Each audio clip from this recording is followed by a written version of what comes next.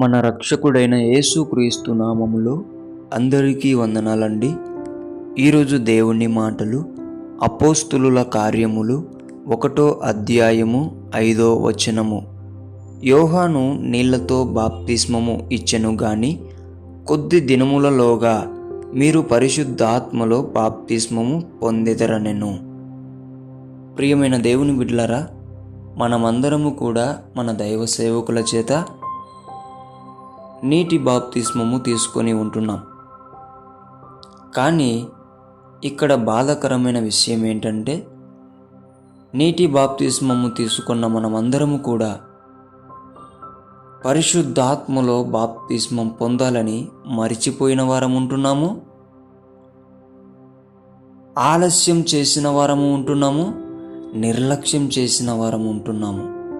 దేవుని బిడ్డలారా, దేవుడు అనుగ్రహించే పరిశుద్ధాత్మలో బాప్తిస్మము ఆలస్యము చేయకూడదు, నిర్లక్ష్యము చేయకూడదు.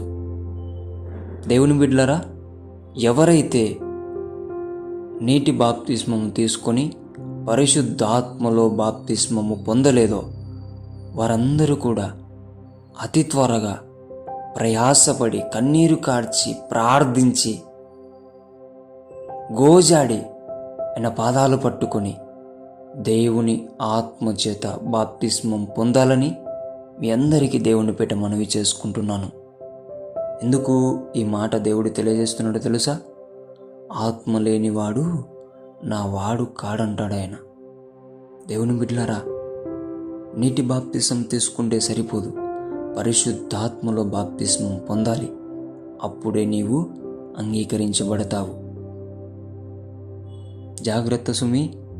త్వరగా ప్రయాసపడి ఆశ కలిగి ప్రార్థించి ఉపవాసముండి కన్నీరు కార్చి అయినప్పటికీ నీవు పరిశుద్ధాత్మలో బాప్తిస్మము పొంది నీవు ఆయన వాడవు కావాలని దేవుని పేట మనవి చేసుకుంటున్నాను. దేవుడి మాటలను దీవించునుగాక. ప్రార్థిద్దాం. దేవా, మీకు వందనాలు. ఎవరైతే నీటి బాప్తిస్మం తీసుకోవడానికి ఇష్టపడి నైనా ముందరికి వచ్చి ఈరోజు సంతోషంగా ఉంటున్నారో వారందరూ కూడా పరిశుద్ధాత్మలో బాప్తిస్మం తీసుకోవాలని తెలియని వాళ్ళు, నిర్లక్ష్యం చేసిన వాళ్ళు, ఆలస్యం చేసిన వాళ్ళు ఉంటున్నారు.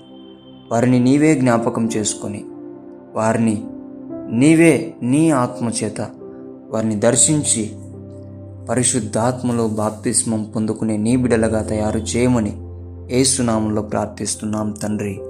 ఆమేన్.